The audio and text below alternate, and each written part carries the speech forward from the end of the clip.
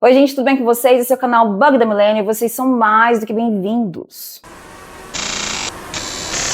Antes da gente começar, eu queria dizer que a gente vai discutir temas bem sensíveis nesse vídeo, a gente vai ter que ter muito estômago, então escutem com cuidado. Nesse vídeo eu quero abordar os impactos que a seita Children of God teve nas vidas dos irmãos River Phoenix e Joaquin Phoenix. Ambos são atores consagrados de Hollywood. River Phoenix foi um dos atores mais importantes da sua geração. Ele é conhecido principalmente pela sua atuação no filme Stand By Me, mas que infelizmente teve a sua vida e carreira interrompidas de maneira bem prematura. Joaquin Phoenix, por sua vez, também construiu uma carreira brilhante em Hollywood, bastante conhecido pela sua forma excêntrica de lidar com a mídia, principalmente como intérprete de O Coringa, que garantiu a ele um Oscar de melhor ator. Ambos são conhecidos também pelo seu ativismo ambiental. Para vocês terem uma ideia, River foi um dos primeiros veganos declarados de Hollywood e Joaquin decidiu seguir os passos do irmão mais velho também, sempre abordando a causa quando ele tem oportunidade. Os dois tiveram uma criação nada convencional.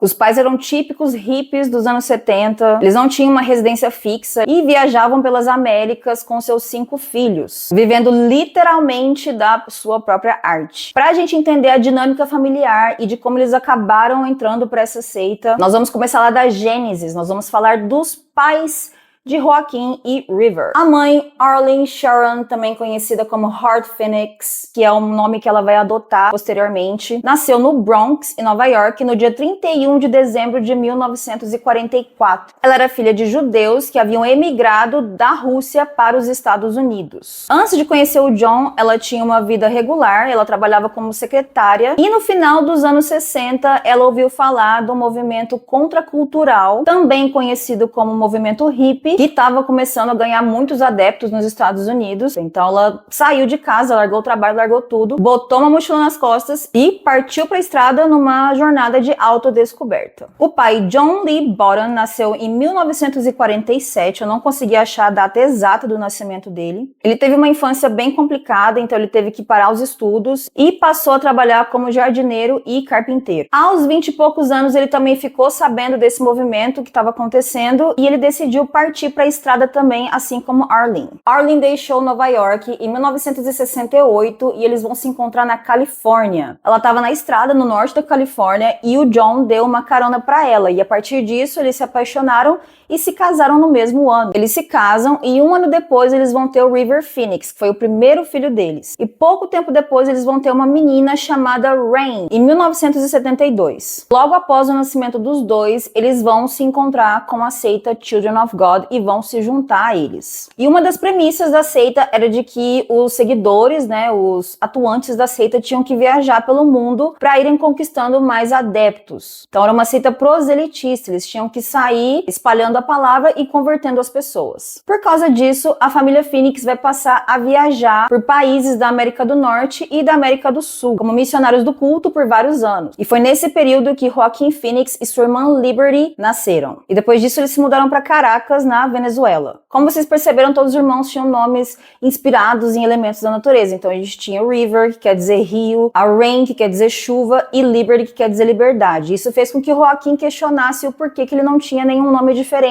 Então, onde ele estava varrendo as folhas do quintal, e ele decidiu que a partir dali o nome dele seria Leaf, que quer dizer folha em inglês. Mas ele voltou a usar o seu nome de registro aos 15 anos. Então a vida deles era basicamente isso, eles passavam a vida viajando e praticamente tiveram um filho em cada lugar diferente. Gente, meu cabelo tá voando assim porque aqui tá fazendo um calor de 800 graus e eu tô com o ventilador virado pra minha cara, então por isso que eu tô com o cabelo esvoaçante. Agora, gente, nós vamos falar da seita Children of God e aqui as coisas vão ficar bastante pesadas. Essa seita ela vai ser fundada nos Estados Unidos em 1968 pelo repugnante criminoso David Berg. Ele se auto-intitulava como profeta, que é o que todo líder de seita costuma fazer, e apesar de beber da fonte do cristianismo, ele pregava muito sobre liberdade, um estilo de vida mais alternativo, com ideais hippie. promovendo uma mensagem de paz, amor, vida comunitária. Então, todas as pessoas dessa seita viviam em comunidades. O Berg, ele já vinha de uma família religiosa. Toda a família dele era envolvida com religião. E mesmo antes de fundar essa seita, ele já tinha tido problemas em outras instituições por causa de condutas inapropriadas. Mas a gente vai entender mais pra frente que condutas eram essas. Ele incentivava os membros da Children of God a se afastar dos valores tradicionais da sociedade. Então, era uma coisa meio ambígua. Ele tinha essa questão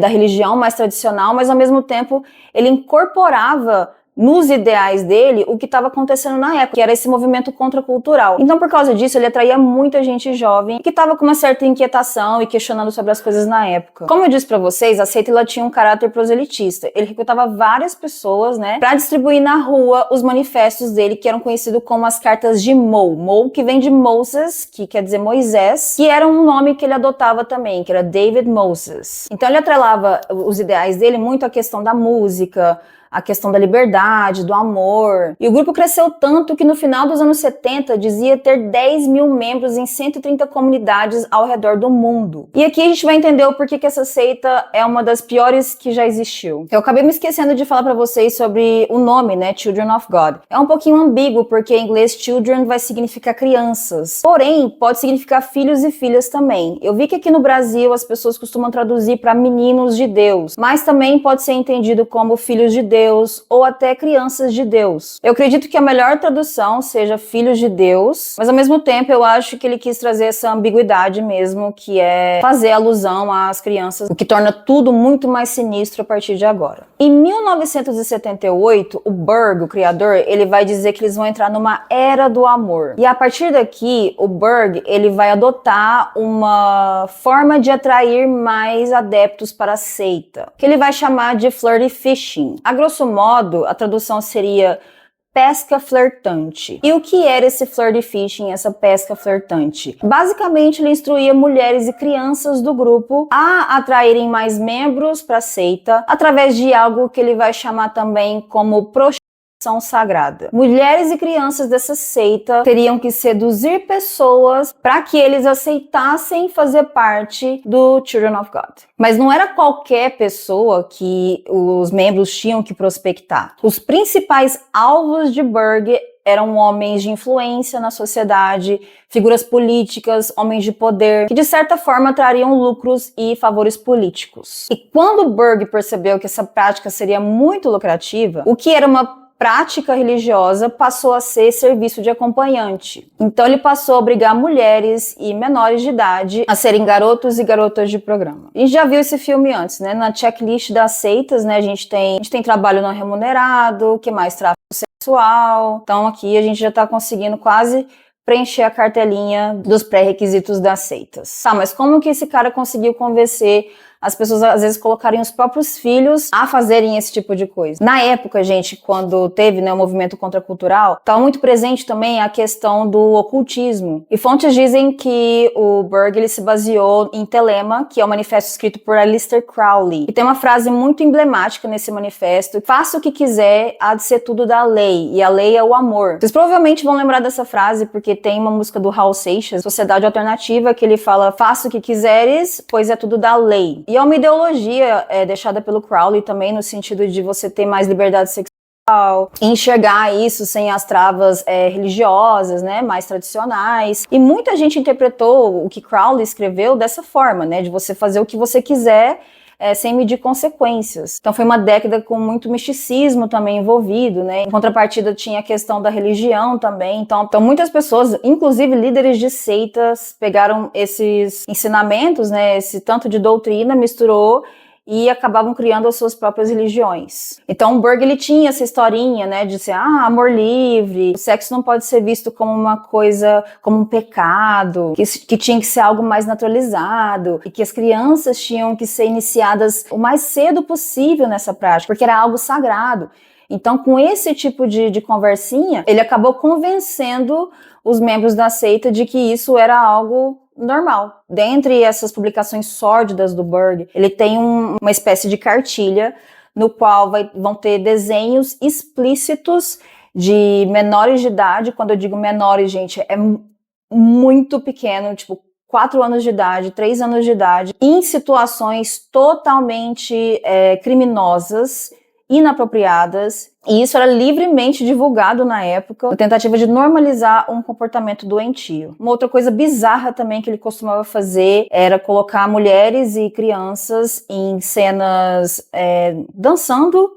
Ele enchia essas mulheres e crianças de véus, assim, e elas teriam que fazer umas danças, assim, bem provocativas. É bizarro, gente. Até hoje ainda tem esses vídeos, mas, assim, não aconselho assistir. É perturbador mesmo. Outra coisa que ele também incentivava era de que os pais tivessem relações sexuais enquanto os filhos estivessem no mesmo quarto, na tentativa de naturalizar aquela situação. De acordo com algumas fontes, mais de 200 homens foram pescados, ou seja, atraídos para essa seita, da forma que eu expliquei aqui para vocês, e mais de 10 mil bebês nasceram de mulheres do culto entre 1971 e 2001. Então esse era o ambiente que se dava nessa seita. Essas mulheres sendo forçadas a se prostituir, era criança nascendo, todo mundo vivendo em comunidade. O Berg era um pedo declarado, ele não poupou nem pessoas da própria família dele, para vocês terem uma ideia. E essa seita fez um estrago na vida dessas pessoas. Eu enxuguei bastante aqui porque a ideia é falar sobre o impacto que isso teve na vida dos Phoenix, mas só para vocês terem uma ideia, teve uma entrevista que eu vi de uma ex-participante dessa seita, ex-membro, né, que ela diz que ela conhece de nome pelo menos 100 pessoas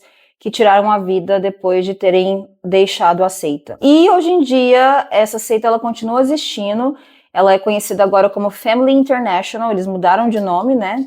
Por que será? E é comandada agora pela viúva de Berg. Então fiquem atentos aí, se vocês virem Family International, fuja como se não houvesse amanhã. E é aqui, gente, que eu quero ligar os pontos com vocês. A gente sabe que o River Phoenix teve problemas com abuso de substância, ele teve uma morte prematura, e quando ele tinha 20 anos, ele deu uma entrevista para uma revista chamada Details, na qual ele fala que ele perdeu a virgindade quando ele tinha 4 anos de idade. O que na época fez com que muitas pessoas questionassem, porque todo mundo sabia, né, desse histórico da família na seita Children of God. Depois dessa declaração, as pessoas começaram a pensar, será que ele passou por esse tipo de coisa dentro dessa seita? E mais do que isso, quando a família do Phoenix ainda estava na seita, eles ficavam viajando pelos países, quem praticamente sustentava a família eram os filhos, era River e a irmã dele, porque os pais, eles ficavam ali entregando, né, os folhetos para as pessoas nas ruas. Então o River, ele sabia tocar violão, ele tinha muita aptidão com música, então eles tocavam e cantavam no sinal para garantir uns trocados. E dizem também que o pai, né, o John, ele tinha um problema nas costas, então ele não podia trabalhar. Outras fontes, né, dizem que ele não era muito chegado em trabalho. Então, assim, praticamente o River Phoenix, ele foi o homem da casa, ele era o irmão mais velho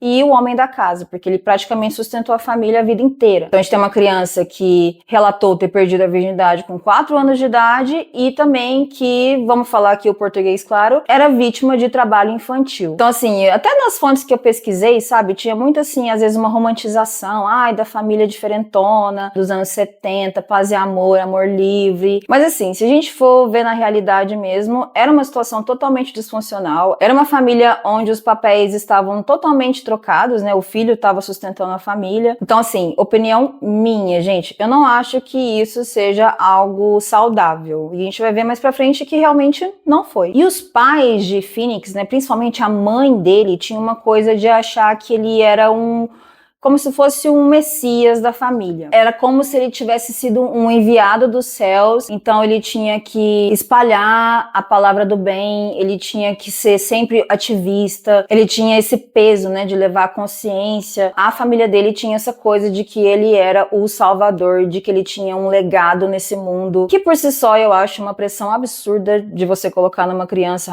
você é o salvador, você é o messias. Sabe? Você projetar esse tipo de responsabilidade social, moral, financeira em cima de uma criança, não sei, me parece sim um pouco demais, sabe? Uma outra coisa muito estranha também que eu achei enquanto eu tava pesquisando foi quando o River decidiu perder a sua segunda virgindade. Ele vai dizer nessa entrevista que ele vai desenvolver uma relação meio complicada com a questão sexual, porque ele perdeu a virgindade muito cedo. Então, aos 14 anos, ele vai querer perder a segunda virgindade. Então, os pais do River vão construir uma tenda, uma espécie de uma barraca no quintal da casa, para ele e uma outra parceira, que seria uma amiga da família. E dizem que os pais ainda ficaram ali meio de butuca, sabe? Para meio que celebrar aquilo, para estar fazendo parte daquilo de alguma forma. E eu achei isso muito estranho. Me passou uma vibe de Midsommar que, não sei, me bateu meio errado isso. Eu acho assim, cada coisa no seu lugar, né, gente? Antes disso, o River tava num celibato por causa desse trauma que ele tinha passado. E até no livro que vai narrar, né, os últimos momentos do River, que é o The Last Night at the Viper Room, que tem um depoimento do Corey Feldman dizendo que isso vai ser uma espécie de ruptura no River, porque ele vai sair de um celibato para uma hipersexualidade. O que eu achei, assim, um pouco sintomático, sabe? Assim, quando você vai de um extremo ao outro, assim, de uma hora para outra, não acho que seja algo muito saudável. O que vocês acham? Deixa nos comentários. Aí tem até um depoimento do Joaquin Phoenix, né? A mídia questiona ele a respeito dessa declaração do River, de que ele perdeu a virgindade com 4 anos. Ele vai dizer que o River estava caçoando dos jornalistas, ele estava cansado dessas perguntas idiotas, e ele acabou inventando essa história. Eu, particularmente, acho que não foi algo inventado, não acho que ele teria brincado com esse tipo de coisa. E tem a questão também que o Joaquin, quando ele saiu da seita, ele tinha 3 anos de idade, então ele não conviveu muito dessa seita. O maior trauma que ele vai ter disso tudo é o fato do que ele passou com o irmão, que a gente vai falar disso mais pra frente. Então, o que eu acho é que talvez ele tenha sido poupado, né, de certos detalhes pela família e tal. Mas outro aspecto que eu acho também é que o Joaquin, ele sempre tem uma postura muito defensiva quando a mídia traz isso à tona. Ele sempre tenta dar uma aliviada pros pais. Eles eram muito inocentes, eles não sabiam o que eles estavam fazendo. Ele sempre teve essa preocupação em manter a imagem da família intacta. Então, pode ser que ele não tenha confirmado isso para proteger a imagem da família, ou ele tenha sido poupado, né, disso tudo. Mas essa é só a minha opinião. Eu vou até aqui ler uma parte de uma declaração que o Joaquin deu quando perguntaram para ele sobre a relação da família com Children of God, pra vocês entenderem mais ou menos como que é a postura dele diante disso. Acho que meus pais pensam que tinham encontrado uma comunidade que compartilhava seus ideais. As seitas raramente se anunciam como tal. Geralmente é alguém dizendo, somos pessoas com ideais semelhantes. Esta é uma comunidade. Mas acho que no momento em que meus pais perceberam que havia algo de errado nisso, eles saíram. E de fato, eles saíram, gente. Quando começou essa história de Flirty Fishing, eles acharam aquilo muito estranho e eles resolveram largar a seita e voltar para os Estados Unidos. E foi aí que eles adotaram o sobrenome Phoenix. Segundo eles, seria um recomeço, uma vida nova, então eles se basearam no pássaro, né, na Fênix, para ser o sobrenome deles. Assim que eles voltaram para os Estados Unidos, a Sharon, né, também Heart Phoenix, Coração Fênix, que é o novo nome adotado da mãe, começou a trabalhar como secretária da NBC, e o John como arquiteto de exteriores. E as crianças ainda continuavam a tocar na rua para fazer alguns trocados. Aí vocês me perguntam, mas essas crianças não iam para a escola? Não, gente.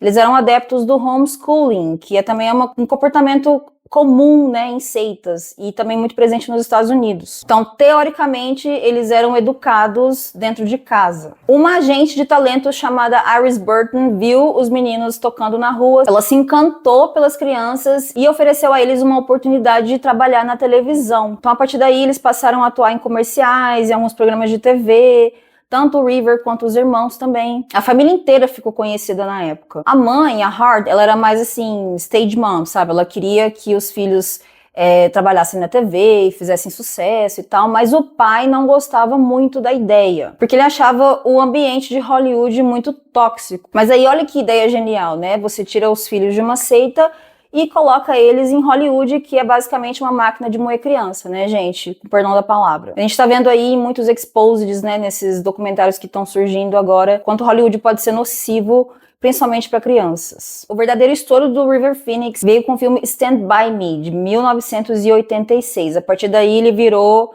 o rosto de Hollywood. E apesar de não ter sido educado numa escola regular, eles falam que o River era um autodidata, ele era muito prodígio, ele era extremamente educado, ele tratava todo mundo muito bem. Então, rapidamente, todo mundo ficou encantado com ele. Um outro fato que eu achei interessante colocar aqui também é que durante as filmagens, né, dos filmes, o River, ele às vezes procurava em outros atores uma figura paterna. Então, eu achei interessante falar disso aqui também, discutir um pouco sobre essa dinâmica familiar. familiar, né? Como eu disse, o River Phoenix era um dos atores mais cotados de Hollywood. Ele era uma espécie de golden boy, ele era um menino de ouro de Hollywood. Então ele sempre passou essa imagem de menino educado, de bom moço, mas ao mesmo tempo ele tinha esse problema de abuso de substância que sempre foi velado pela mídia. Ele fazia uso das substâncias de maneira recreativa, mas ele começou a ter problemas sérios mesmo quando ele fez um papel no filme My Own Private Idaho, no qual ele interpretava um garoto de programa. Ele contracenou nesse filme com Keanu Reeves, que era um amigão dele na época também. Ele quis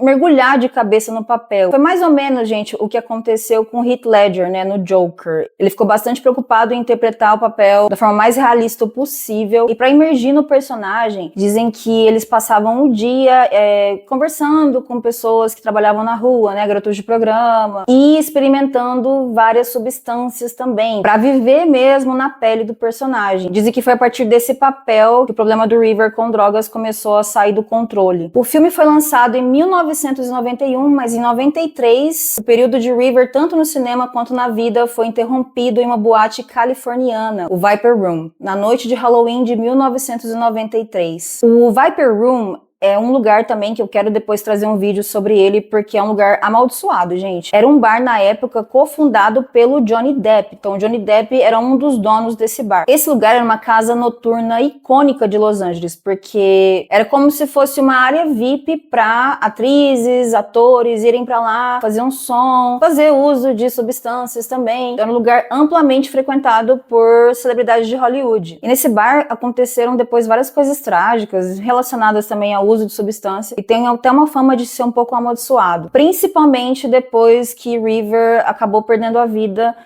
em uma noite dentro desse bar. O River Phoenix morreu nesse bar quando ele tinha 23 anos, no dia 31 de outubro de 1993. Nesse dia ele teria consumido uma bebida chamada Speedball, que é uma mistura de cocaína e heroína. Então, depois de consumir essa bebida, ele começou a passar muito mal, sentir falta de ar, e ele estava nesse dia com o Joaquin Phoenix, que na época tinha 19 anos. A morte de Phoenix nesse bar é repleta de teorias conspiratórias, e uma dessas teorias é de que John Frusciante, que é o guitarrista do Red Hot Chili Peppers, teria dado essa bebida pro River. De acordo com relatos, né, de amigos e pessoas próximas, o River, ele não estava no momento legal da vida dele, ele estava muito infeliz com a carreira de ator, ele queria muito trabalhar com música, que era a verdadeira paixão dele, e ele também achava o ambiente de Hollywood muito tóxico, né, e toda a questão do assédio da mídia também. E um outro ponto era de que, apesar dele querer abandonar a carreira de ator, ele tinha muita preocupação com dinheiro, porque ele continuava sendo o provedor da família, ele tinha que sustentar a família inteira. Então ele se sentia meio preso nessa questão de continuar aceitando trabalhos e filmes em Hollywood, porque segundo ele não tinha juntado dinheiro suficiente para se aposentar. Então ele acabou aceitando um papel no seu último filme, né, o Dark Blood, de 1993, por causa dessa questão dele ter medo de não conseguir sustentar a família e a si mesmo. A morte do River foi muito impactante e traumatizante pro Joaquin, porque ele tinha o irmão como uma inspiração, um modelo. Ele diz que todas as vezes que ele tá atuando, ele sente que ele tem uma conexão com o irmão. Ele diz também que o River foi a pessoa que mais incentivou ele a ser ator, que ele seria um ator melhor e maior do que ele. Outra coisa que ele menciona que mexeu muito com a cabeça dele foi quando o River morreu e o assédio da mídia foi muito grande em cima deles. E que os pais não tinham dimensão do quanto o River era famoso. Ele disse que no momento mais vulnerável da vida dele, que foi quando ele perdeu o irmão, ele não conseguiu viver o luto de certa forma por causa do assédio da mídia. Ele falou que tinha um helicóptero sobrevoando a casa deles quando eles estavam no momento mais difícil, que aquilo atrapalhou muito o processo de luto dele. Eu não sei se vocês concordam, mas eu acredito que o River, principalmente por ser o irmão mais velho, passou por muitas coisas nessa seita, e na minha opinião, o que ele passou lá tenha tido um impacto muito negativo e muito significante na vida dele, e por isso que talvez ele não tenha conseguido lidar com tudo que aconteceu na vida dele, né? Eu quis trazer essa perspectiva, falar um pouco dessa seita, usar a história dos Phoenix, principalmente do River, que para mim foi a principal vítima, para trazer uma reflexão sobre ação, consequência,